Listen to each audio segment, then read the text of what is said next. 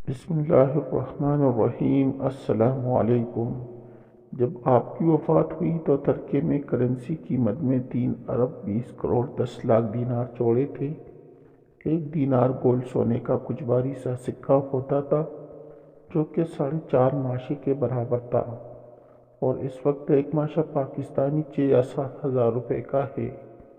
1000 گھوڑے، 1000 اونٹ اور 10,000 بکرے بکریاں اور مویشی اس کے علاوہ تھے۔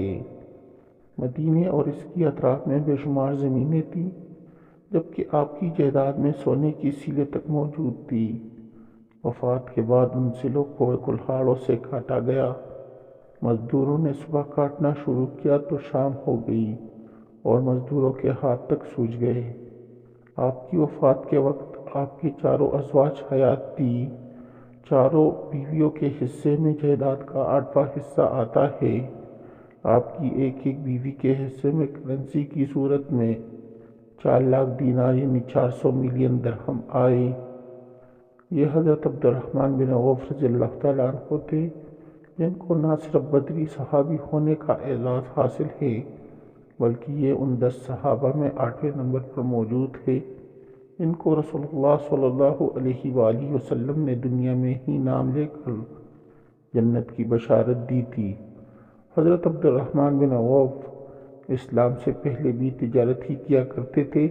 ان کا نام زمانہ جاہلیت میں عبد القعبہ تھا۔ وہ ان 5 خوش نصیبوں میں سے تھے جنہوں نے ابتدا ہی میں اسلام قبول کر لیا تھا۔ اللہ کے رسول نے ان کا نام تبدیل فرمایا، عبد القعبہ، اور ایک روایت کے مطابق عبد عمر کی جگہ ان کا نام عبد الرحمن رکھ دیا۔ ان کے والد عوف کا تعلق بنو زہرہ سے تھا۔ ان کی والدہ کا نام شفا تھا، ان کا تعلق بھی بنو زہرہ سے تھا۔ سیدنا عبد الرحمن بن عوف کے والدین آپس میں چچا زاد تھے۔ یہ ہجرت سے 44 سال پہلے پیدا ہوئے۔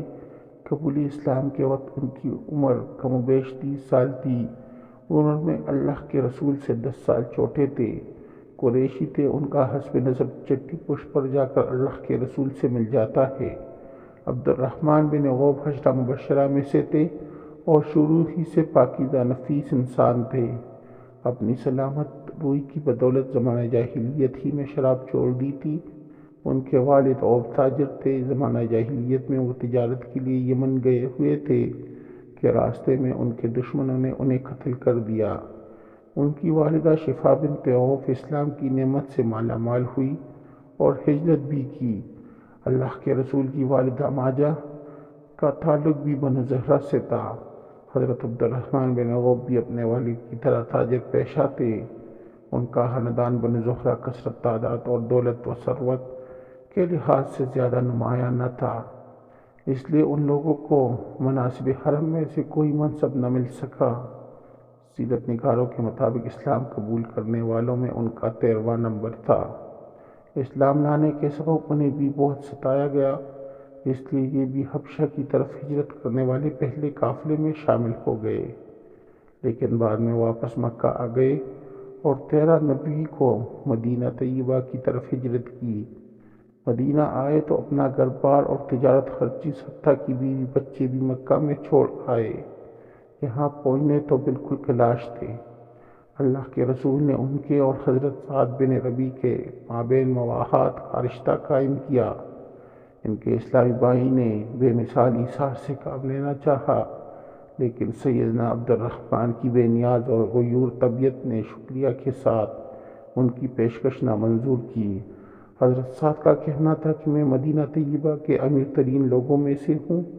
میرے کئی باغات اور زرعی زمینیں ہیں، 2 بیویاں ہیں۔ میں اپنا آدھا مال آپ کے حوالے کرتا ہوں۔ دونوں بیویوں دیکھ لے، جو آپ کو پسند آئے میں اسے طلاق دے دیتا ہوں۔ جب عدت گزر جائے تو اس سے نکاح کر کے اپنا گھر بسا لے۔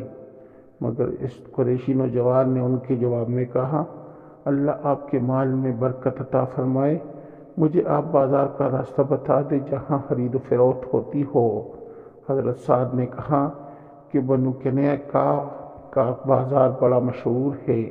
یہ بازار الکبیر کے بائیں جانب کچھ فاصلے پر تھا۔ جو صبح سویرے بازار گئے شام کو واپس آئے تو ان کے پاس کچھ فاضل پنیر اور گیتا۔ اس کے بعد وہ روزانہ بازار جاتے اور سامان خرید کر فروخت کرتے۔ ایک دن ان کے لباس میں حجلہ عرسی کی بشاشت جھلک رہی تھی، یعنی زعفرانی رنگ کا اثر تھا۔ اللہ کے رسول نے دیکھا تو پوچھا، عبد الرحمن کیا ماجرا ہے؟ عرض کیا، میں نے ایک انصاری عورت سہلہ بنت عاصم یا ام ایاس بنت ابی الحصیر انس بن رافع بن عمرو القیس سے شادی کر لی ہے۔ ارشاد ہوا، اس کو مہر کیا دیا؟ عرض کیا، کھجور کی گٹھلی کے برابر سونا فرمایا۔ ولیمہ ضرور کرو چاہیے، ایک بکری ہی ہو۔ عبد الرحمن بن عوف کی تجارت دن بدن بڑھتی چلی گئی۔ ایک مرتبہ اللہ کے رسول کی خدمت میں 4000 درہم لے کر حاضر ہوئے۔ ان کے پاس اس روز 8000 درہم تھے۔ فرماتے ہیں، میں نے 4000 درہم اپنے گھر والوں کے لیے چھوڑے ہیں اور 4000 اللہ کے رسول کی خدمت میں پیش کرنے کے لیے حاضر ہو گیا۔ اللہ کے رسول نے دعا فرمائی، بارک اللہ لک فیما امسکت و فیما اعطیت۔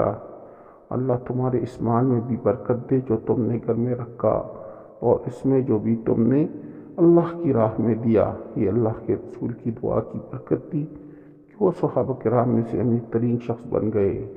حضرت عبد الرحمن بن عوف فرماتے ہیں کہ حضور صلی اللہ علیہ وآلہ وسلم کی اس دعا کے بعد میں مٹی کو بھی ہاتھ لگاتا تھا، وہ سونا بن جاتی تھی۔ جیسے جیسے ان کی مال و دولت میں اضافہ ہوتا گیا، ویسے ویسے وہ اللہ کی راہ میں زیادہ خرچ کرتے چلے گئے۔ ان کی سخاوت کے بارے میں سیرت نگاروں نے بہت سے واقعات بیان کیے ہیں۔ ایک موقع پر جہاد کے لیے انہوں نے 500 گھوڑے اور 1500 اونٹ پیش کیے۔ 2 مرتبہ 40 ہزار دینار اللہ کی راہ میں دیے۔ ایک دفعہ مدینے میں ریت کا طوفان آ گیا، لوگ حیران پریشان گھروں سے باہر نکل آئے۔ ام المؤمنین حضرت ام سلمہ بھی دروازے پر آ گئی اور پوچھا، یہ طوفان کیسا ہے؟ لوگوں نے بتایا کہ عبد الرحمن بن عوف رضی اللہ تعالیٰ عنہ کا تجارتی قافلہ آیا ہے۔ آپ نے حیرت سے دریافت کیا، بڑا تجارتی قافلہ بھی ایسا ہو سکتا ہے؟ اور پھر دیکھتے ہی دیکھتے عین وسط شہر میں سب سو سامان سے لدے اونٹ کھڑے تھے۔ عبد الرحمن بن عوف روتے جاتے اور لوگوں میں سامان بانٹتے جاتے تھے، حتیٰ کہ پورے 700 اونٹوں کا سامان لوگوں میں تقسیم کر دیا۔ مجموعی طور پر اسلام اور اسلامی معاشرے کا مزاج یہی ہے کہ تجارت اور کاروبار کو فروغ دیا جائے، جبکہ نوکری اور غلامی کی حوصلہ شکنی کی جائے۔ اس لیے رسول اللہ صلی اللہ علیہ وآلہ وسلم کی حدیث کا مفہوم ہے کہ رزق کے 10 دروازے ہیں، جن میں سے 9 تجارت میں کھلتے ہیں اور باقی ایک میں دوسرے تمام شامل ہیں۔ لوگ اس بات پر بحث کرتے ہیں کہ اسلام تبلیغ سے پھیلا یا تلوار سے۔ ہمارا ماننا یہ ہے کہ اسلام تجارت سے پھیلا ہے۔ مسلمان بے انتہا وسیع سوچ کے مالک تھے، یہ خود کو برانڈ بنانا اور برانڈ کرنا جانتے ہیں۔ مسلمانوں نے خود کو کبھی بھی مکہ، مدینہ یا عرب تک محدود نہیں کیا۔ یہ ایران، عراق اور ہندوستان سے ہوتے ہوئے جزائر العرب والہند تک پہنچ جاتے تھے اور اپنی برانڈ ساری دنیا میں متعارف کرواتے تھے۔ ان کی برانڈ کا نام اسلام تھا، مقصد اسلام ہوتا تھا اور نتیجے میں پیسہ بھی ملتا تھا۔ یہ کپڑے میں نقص اور عیب بتا کر بیچتے تھے۔ یہ بارش کے بعد گاہک کو بتاتے تھے کہ بارش کی وجہ سے گندم گیلی ہو گئی ہے، اس لیے ہم اس کو اس کی اصل قیمت سے کم پر بیچیں گے۔ یہ معمولی فائدے پر بھی گاہک کو اچھی چیز بیچ دیتے تھے اور بیچا ہوا مال واپس بھی لیتے تھے اور تبدیل بھی کرتے تھے۔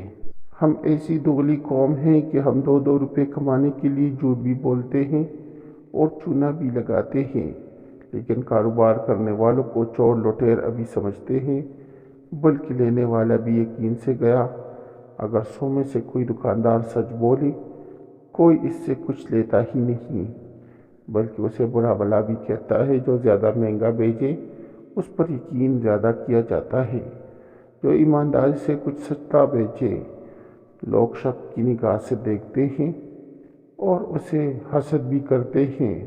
آج ساری دنیا کو یہ بات سمجھ آ چکی ہے کہ امپورٹ ایکسپورٹ سرمایہ کاری تجارت کرنے والوں کو عزت دینے سے ملک اور قومیں ترقی کرتی ہیں، لیکن جن کے آباء و اجداد نے 3 براعظموں میں اپنا کاروبار متعارف کروایا، وہی اس بات سے ناواقف ہے۔ دنیا میں 500 بڑی آئل کمپنیز ہیں، لیکن ان میں سے ایک بھی کسی بھی مسلمان ملک کی نہیں ہے، جبکہ تیل پیدا کرنے والے 11 میں سے 10 ممالک عرب ہیں۔ آپ کو پاکستان کی بڑی بڑی نام نہاد فوڈ چینز اور ہوٹلز کا نام و نشان تک پاکستان سے باہر نظر نہیں آئے گا، ورنہ انٹرنیشنل مارکیٹ میں ہماری کوئی پروڈکٹ ملے گی۔ ہمارا چاول اور آم تک ہندوستان کے نام سے دنیا میں پہنچایا جاتا ہے۔ آپ کمال ملاحظہ کریں کہ مدینہ میں یہودیوں کے مقابلے میں جو بازار رسول اللہ صلی اللہ علیہ وآلہ وسلم نے قائم کیا، وہاں پر باہر سے آنے والوں کو ٹیکس کی ماحول دیا گیا اور وہ وہاں اپنے خیمے لگاتے تھے، لیکن ان سے کسی بھی قسم کی کوئی رقم نہیں لی جاتی تھی، جبکہ اس کے مقابلے میں یہودی باری باری ٹیکس لیتے تھے۔ آج کاروباری لوگوں کے لیے اسرائیل ٹیکس فری ہے، جبکہ ہمارے ملک میں کاروبار کرنا ہی عذاب بن گیا ہے۔ معزز ناظرین کرام، اگر آپ لوگوں کو میری ویڈیو اچھی لگی ہو تو میرے چینل کو سبسکرائب کریں، اس ویڈیو کو لائک اور شیئر کیا کریں۔ آپ لوگوں کا بہت شکریہ۔ والسلام۔